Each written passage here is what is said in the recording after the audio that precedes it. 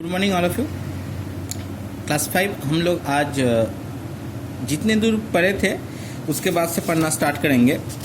तो हम लोगों ने इससे पहले पेज नंबर 10 तक पढ़ा था। आज 11th से हम लोग पढ़ना शुरू करेंगे। तो प्रीवियस जो चैप्टर है प्रीवियस चैप्टर मतलब प्रीवियस जो पार्ट है हम लोगों ने जो पढ़ा था उसमें हम लोगों ने लास्ट क्या पढ़ा था, सिस्टम यूनिट या फिर कंपोनेंट्स। ठीक है, जो मदरबोर्ड रहता था वो किस में रहता है, सिस्टम यूनिट में रहता है। मदरबोर्ड में सब कुछ कनेक्शन रहता है और सीपीयू जो है ये बीच में रहता है। ठीक है, ये हमारा एक समरी है जो हम लोगों ने जो पिछले दिन था वो पढ़ा था। तो हम लोगों ने सिस्टम जो यूनिट है, जो आउटर बॉक्स है, मतलब ये वाला जो सिस्टम यूनिट है, इसके बारे में पढ़ लिया था। मदरबोर्ड के बारे में पढ़ा था। क्या मदरबोर्ड क्या होता है? मदरबोर्ड में सब जितने भी connection, RAM, ROM, CPU, sound card, video card, सब कुछ कहाँ पे रहता है? मदरबोर्ड में रहता है। ये भी हम लोगों ने पढ़ा था। तो आज हम लोग क्या पढ़ेंगे? आज इस मदरबोर्ड में कौन सा कनेक्शन रहता है इसके बारे में हम लोग विस्तार से पढ़ेंगे। तो फिर आ जाइए पेज नंबर 11 में, आज का स्टार्ट करें पढ़ाई। तो उससे पहले आप लोग अपने चैप्टर में डेट दीजिए पेज नंबर 11 में, रैम एंड रोम। ठीक है, तो रैम रोम में क्या है? फर्स्ट एंड ऑल रैम क्या होता है? रैम है रैंडम एक्सेस मेमोरी। तो अगर रैम के बारे में मैं आपको बोलूँ, सपोज आपके घर के सामने बहुत बड़ा एक खुला मैदान है और आपका एक बरामदा है। तो बरामदा और खुला मैदान, इसमें से कौन सा चीज़ सबसे ज़्यादा प्लेयर को खेलने में हेल्प करेगा? तो इसका आंसर होगा एक मैदान। एक मैदान में 30-20 जन एक साथ खेल सकते हैं बड़े मैदान में, और एक बरामदा में 2-3-4 हार्डली 4 लोग खेल सकते हैं, ज़्यादा लोग खेल नहीं सकते। अगर हम लोग ज़्यादा लोग एक बरामदा में रख दे खेलने के लिए तो क्या प्रॉब्लम होगा? वो ओवरलोड हो जाएगा, उसमें काम नहीं होगा। हम ना क्रिकेट खेल सकते हैं, कुछ भी नहीं खेल सकते। इतना आदमी इतना हो जाएंगे कि हम लोग खेल ही नहीं सकते। मगर हम लोग मैदान में, बहुत बड़ा मैदान है, वहाँ पे अगर 20 लोग या 30 लोग मिलके खेले तो खेल सकेंगे, स्पेस रहेगा खेलने का, सिर्फ लोगों की वजह से भर नहीं जाएगा। रैम में वही होता है। रैम में कोई मेमोरी नहीं होता, ये कुछ याद नहीं रख सकता। ठीक है, तो ये क्या होता है? वोलाटाइल मेमोरी होता है, सब कुछ भूल जाता है, भूलने की बीमारी होती है इसको। मगर कंप्यूटर जब तक ऑन है तब तक ये सब कुछ याद रखता है, तब तक इसको कुछ नहीं भूलता। ये काम होता है, कंप्यूटर का जितना भी काम होता है सब रैम में होता है। रैम का जो ये सब ब्लैक कलर का पार्ट्स देख रहे हो, इसमें सब काम होते रहते हैं। ठीक है, तो मगर अगर कंप्यूटर को ऑफ कर दे तो क्या होगा? इसका काम होना पूरी बंद हो जाएगा। ठीक है, तो इसलिए इसको वोलाटाइल मेमोरी बोलते हैं। ठीक है, तो random access memory is an electronic chip. तो ये क्या होता है? इलेक्ट्रॉनिक चिप होता है। Store data, instruction and information temporarily in it is also called primary memory. इसको क्या बोलते हैं? प्राइमरी मेमोरी भी बोलते हैं। तो अंडरलाइन करो, it is also called primary memory. तो इसे ही रैम बोलते हैं, इसको प्राइमरी मेमोरी भी बोलते हैं।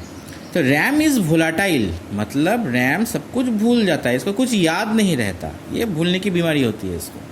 ठीक है, मगर कंप्यूटर अगर करंट चला गया, कोई काम कर रहे हो, करंट चला गया, कंप्यूटर ऑफ हो गया, तो उसके बाद क्या काम हो रहा था ये याद नहीं रखेगा। इसलिए बोलते हैं काम को सेव कर दो, मतलब स्टोरेज डिवाइस में भेज दो। क्योंकि हम जितना भी काम करते हैं, सपोज वर्ड में काम कर रहे हो या फिर कोई कुछ भी काम कर रहे हो, आप जितना भी काम करोगे ये सब काम कंप्यूटर में रैम में होता है, इसके ज़रिए ही होता है, इसके अंदर ही होता है। अगर वर्ड का काम करो तो यही स्पेस देता है, इसमें काम होता है। अगर कोई भी एडिटिंग का काम करो, इसमें ही होता है। सब कुछ काम रैम के द्वारा ही होता है। तो रैम अगर कंप्यूटर में करंट नहीं रहा, रैम अगर ऑफ हो गया तो काम भी बंद हो जाएगा। इसलिए क्या करते हैं हम लोग, जब भी काम करते हैं सेव करते करते काम करते हैं। क्योंकि अगर करंट चला जाए तो हम लोग, अगर बैटरी कनेक्शन नहीं रहा तो फिर वो काम पूरी चला जाएगा। तो RAM is a volatile, it lose its content when the computer is switch off. तो कंप्यूटर जब स्विच ऑफ होता है तब ये सब कुछ भूल जाता है। The more of the storage capacity of RAM the faster to computer can perform. अब यहाँ पे एक पॉइंट बोला गया है, रैम जितना ज़्यादा रैम का मेमोरी होगा उतना ही ये फास्टर काम करेगा। आजकल देखना मोबाइल में 6 GB RAM, 8 GB RAM, 12 GB RAM, 16 GB RAM तक आने लगा है। क्यों आ रहे हैं? फास्टेड वर्क, बहुत ही जल्दी काम कराने का, प्रोसेस करने के लिए ये क्या कर रहा है, रैम का ज़्यादा उपयोग कर रहा है। आजकल कंप्यूटर में, जैसे मेरा एक जो पुराना कंप्यूटर मैं यूज़ करता था या फिर लैपटॉप यूज़ करता था, उसका 2 GB रैम होता था, उसमें कोई काम नहीं हो पाता। या फिर मोबाइल जिनके पास थोड़ा सा पुराना मोबाइल है, उनके पास 1 GB 2 GB रैम वाला मोबाइल है, उससे आप लोग कुछ काम नहीं कर सकते, क्योंकि आजकल का जितना भी सॉफ्टवेयर है, जितना भी वर्ड्स प्रोसेसिंग सिस्टम है, इनके लिए स्पेस ज़्यादा चाहिए। इनको छोटा जगह में, बरामदा में ये लोग खेल नहीं सकते, इन लोगों को चाहिए मैदान, और बड़ा मैदान चाहिए। तो आजकल की क्या हो रहा है, बड़े मैदान दिए जा रहे हैं कोई भी काम करने के लिए। तो रैम फास्टर होता है, अगर आपका मेमोरी रैम ज़्यादा हो कंप्यूटर में, तो तभी भी आपका कंप्यूटर ज़्यादा चलता है। हम लोग क्या करते हैं, ज़्यादातर कंप्यूटर खरीदने के टाइम ज़्यादातर हार्ड डिस्क देख लेते हैं। Hard disk, main hard disk नहीं होता, मेन हार्ड डिस्क आपका ज़रूरत है मगर उतना मेन नहीं है। मेन होता है रैम होता है, एक अच्छा सा मदरबोर्ड होता है और अच्छा सा CPU होता है। इन तीनों के एलिमेंट से कंप्यूटर अच्छा बनता है, ठीक है। तो ये था आपका रैम फास्ट जितना होगा उतना काम इजीली होगा। या आप गेम खेलो या फिर आप वर्ड का काम करो, आप कोई वीडियो बनाओ, कुछ भी बनाओ, आपको रैम ही हेल्प करता है सब कुछ करने के लिए। नेक्स्ट जो पार्ट हो रहा है वो है रोम। हमने पढ़ा रैम, इसके बाद है रोम। रोम क्या है? Read only memory. तो नाम से आपको क्या, फुल फॉर्म से आपको क्या पता चला? Read only memory. ये क्या करता है? सिर्फ मेमोरी को रीड करता है और कोई काम नहीं है इसका। कैसे?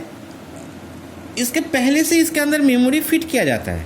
ये ऐसा एक डिवाइस होता है, ये सब छोटा छोटा बहुत ही कम स्पेसियस KB का होता है। ये 1 MB 2 MB का होता है, इसमें GB कभी नहीं होता।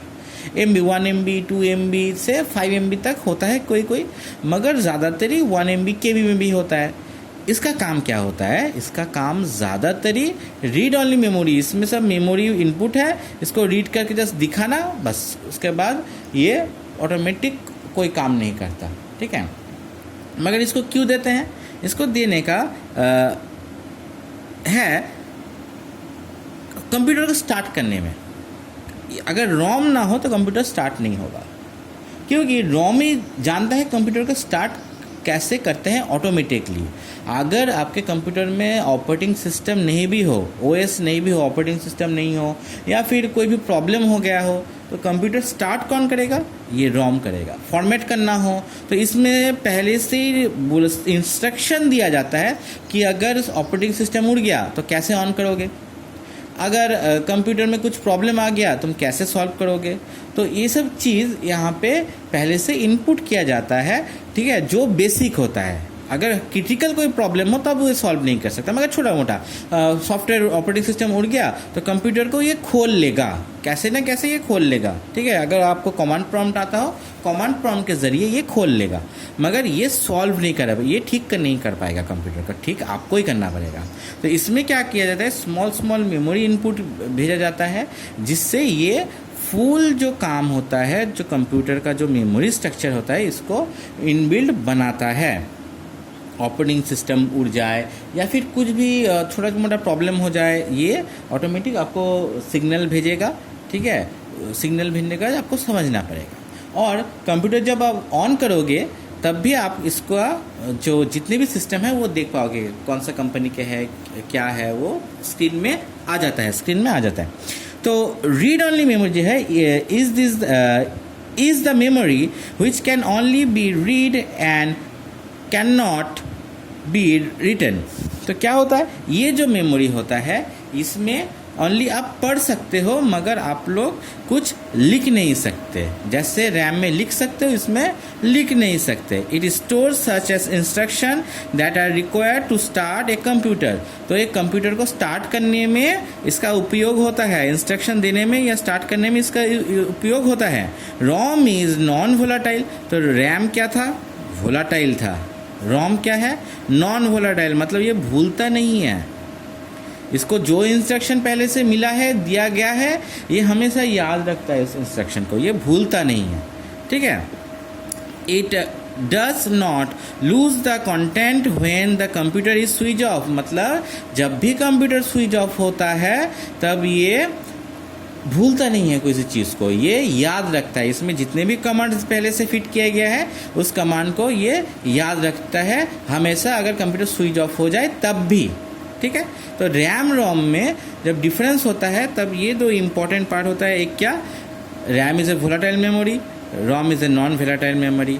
ठीक है, व्हेन द स्विच ऑफ, इस स्विच को ऑफ करने से भी इसका लूज नहीं होता डेटा, और इसको अगर स्विच ऑफ कर दो तो इसका डेटा लूज होता है। ठीक है, मतलब लूज हो जाता है, इसका डेटा याद नहीं रखता रैम।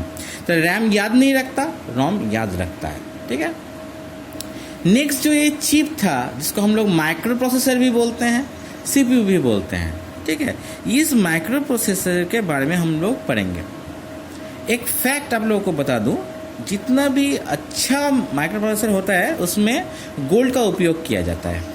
ठीक है, ये बीटोज, ये जो बीट्स है इसमें गोल्ड का यूज़ किया जाता है बहुत सारा माइक्रो प्रोसेसर में। क्यों किया जाता है? क्योंकि गोल्ड के ज़रिए ज़्यादा कनेक्टिविटी मिलता है, स्पीड में काम कर सकता है, इसलिए बहुत ही कम गोल्ड मगर गोल्ड का उपयोग किया जाता है माइक्रो प्रोसेसर में। ठीक है, इसलिए माइक्रो प्रोसेसर का दाम बहुत ही महंगा होता है। एक कंप्यूटर का अगर महंगा मैं पार्ट बोलूँ तो सबसे महंगा पार्ट माइक्रो प्रोसेसर होता है। ठीक है, जो मदरबोर्ड में फिट होता है। तो माइक्रो प्रोसेसर और सेंट्रल प्रोसेसिंग यूनिट, इसको माइक्रो प्रोसेसर भी बोलते हैं और क्या बोलते हैं, सेंट्रल प्रोसेसिंग यूनिट भैया सीपीयू। ये क्या करता है? द माइक्रो प्रोसेसर और the CPU is the main of a most important part of the computer. Without a micro processor a computer can not work. It is also known as a brain of the computer. तो इसको ही बोला जाता है brain of the computer. It control all the other parts of A computer. तो ये क्या करता है? कंप्यूटर का ऑल सब जितने भी पार्ट्स है उसको कंट्रोल करता है। तो माइक्रो प्रोसेसर और the CPU is the main part और most important part of the computer. तो इसके अलावा कंप्यूटर हम सोच भी नहीं सकते। ये जो पार्ट है सबसे इम्पॉर्टेंट पार्ट है। अगर माइक्रो प्रोसेसर कोई कंप्यूटर में ना रहे, सीपीयू ना रहे, तो कंप्यूटर चलेगा ही नहीं। सो ये क्या होता है? सीपीयू होता है, इसको ब्रेन ऑफ कंप्यूटर भी बोलते हैं। और कंप्यूटर के जितने भी पार्ट्स हैं सब में ये कंट्रोल करता है, सबको कंट्रोल कर सकता है। ये बहुत ही इंपॉर्टेंट पार्ट है। ठीक है, तो control all other the part of the computer. Computer का बहुत सारा पार्ट भी ये कंट्रोल कर सकता है। तो इसको और एक वर्ड में क्या बोलते हैं? इसको सेंट्रल प्रोसेसिंग यूनिट भी बोलते हैं। ठीक है, इसके बाद है hard disk drive, HDD. Class 4 में मैंने आप लोगों को बहुत सारा फुल फॉर्म करवाया था। उसमें एचडीडी भी था, सीपीयू था, सीडी था, डीवीडी था, बहुत सारा फुल फॉर्म मैंने आप लोगों को क्लास 4 में आप लोगों को करवाया था। जो नए हो उनको भी मैं क्लास 5 में शायद करा दूं। बट उससे पहले हम लोग को क्या करेंगे, हम लोग इसके संपर्क में जानेंगे। What is the hard disk drive, HDD. तो हार्ड डिस्क ड्राइव क्या होता है? हार्ड डिस्क ड्राइव एक मोस्टली स्टोरेज डिवाइस होता है। स्टोरेज मतलब सपोज कोई कटोरा है, कटोरा में आप लोग पानी जैसे रखते हो, वैसे ही स्टोरेज डिवाइस में जितने भी डेटा हम लोग काम करते हैं वो स्टोरेज डिवाइस में जाता है। यह सब एल्यूमिनियम के जो होता है सीडी की तरह होते हैं और इसका लेयर रहता है, मैग्नेटिक लेयर रहता है। तो ये क्या करता है? सब कुछ रिकॉर्ड करता है। कंप्यूटर में जितना काम करता है ये रिकॉर्ड करता है। और इसका 1 TB अभी तो बहुत ज़्यादा निकल चुका है, मतलब जो स्पेस होता है अभी तो ZB में निकल चला है, मतलब जीगाबाइट जिसको हम लोग बोलते हैं। तो जीगाबाइट में निकल चुका है, टेराबाइट, जीगाबाइट इसमें भी मिलता है। मगर ज़्यादातर हम लोग अभी भी GB में यूज़ करते हैं, 4 GB, 8 GB, 10 GB। ठीक है, तो 500 GB, 1 TB तक आजकल तो कोई भी लैपटॉप में 1 TB तक आने लगा है, मगर अभी तक ZB तक नहीं आया। जीगाबाइट का बहुत ही कम है। तो is the normally found inside the system unit. System unit मतलब हम लोगों ने पहले पढ़ा था, जो बॉक्स है उस बॉक्स के अंदर ही इसको मिलता है। और it is the main storage unit of the computer. यही है सबसे मेन स्टोरेज। जितना भी हम लोग काम करेंगे, जितना भी हम लोग सेव करते हैं, जो भी काम करते हैं, ये हार्ड डिस्क में आके सेव होता है। हार्ड डिस्क के अलावा ये सेव हो ही नहीं सकता। ठीक है, it consist of many hard circle disk called the platters of arrange, तो ये जो है इसमें ये सब डिस्क रहते हैं जो अरेंज किया जाता है अबव द अदर, एक के ऊपर एक। Data is store in this plates, तो डेटा जितने भी है ये जो प्लेट है 1 by 1 इसमें स्टोर होता रहता है, ठीक है। तो यही क्या करता है, जितने भी डेटा इसमें इनपुट करो ये लेता है और सेव रखता है। सेव रखने से क्या होता है, कोई भी डॉक्यूमेंट हम लोग अगर कंप्यूटर में काम करेंगे तो फिर वो नेक्स्ट डे या नेक्स्ट ईयर कोई भी 10 साल बाद भी हम लोग मिल सकता है अगर हार्ड डिस्क में रहे तो। A hard disk drive can store huge volume of data. Hard disk drive come in different storage capacities. For example, 250 GB, 500 GB, 1 TB. तो ये क्या होता है, बहुत सारे वॉल्यूम, ह्यूज वॉल्यूम में मिलता है और बहुत ज़्यादा टाइप का होता है, ठीक है। Different storage device, different capacity रहता है, इस टाइप का होता है। तो एग्जाम्पल में क्या बोला है, 250 GB का, 500 GB का, 1 TB का, ठीक है। अभी तो 1 TB है, 250 TB का भी निकल चुका है। तो जैसे इंटरनल हार्ड डिस्क है, आउटर मैंने एक्सटर्नल हार्ड डिस्क भी मिलता है उतने बड़े बड़े। तो ये तो था आप लोग का पढ़ाई, ठीक है। हम मैं ज़्यादा मिनट नहीं पढ़ाऊँगा क्योंकि इसके बाद आप लोगों का जो है हार्ड डिस्क है, CD DVD है, कूलिंग फैंस है, पावर सप्लाई है और ये जो है ये पॉइंट है, मतलब की पॉइंट्स है, इनके बारे में हम लोग नेक्स्ट दिन चर्चा करेंगे और अच्छी तरह से जानेंगे। पहले आप लोगों को ये समझ, जो मेन इंपॉर्टेंट पार्ट ये लोग चीज़ आपको समझना होगा, रैम, रोम, CPU, माइक्रो प्रोसेसर या फिर हार्ड डिस्क। तो आप लोग क्या करोगे, ये चैप्टर फिर से पढ़ोगे, ठीक है। अच्छी तरह से पढ़ो रैम रोम को, CPU को और हार्ड डिस्क को। ज़्यादातर रैम रोम को ज़्यादा अच्छी तरह से पढ़ो क्योंकि रैम रोम जानना बहुत ही ज़रूरी है, ठीक है। रैम रोम में जो होता है वो ज़्यादातर एग्ज़ाम में या फिर ज़्यादातर हायर क्लासेस में रैम रोम ही डिफरेंस बिटवीन में रहता है या फिर रैम के बारे में रहता है, रोम के बारे में रहता है। तो आपको रैम रोम के बारे में बहुत अच्छी तरीके से पढ़ना पड़ेगा। तो फिर ये चैप्टर को आप 2-3 बार पढ़िए। अगर आपको कुछ इंपॉर्टेंट चीज़ लगे वो कॉपी में नोट आउट कीजिए, जो आपको याद करने में सुविधा देंगे, ठीक है।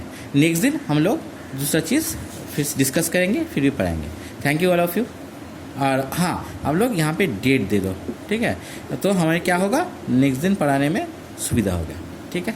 बाय।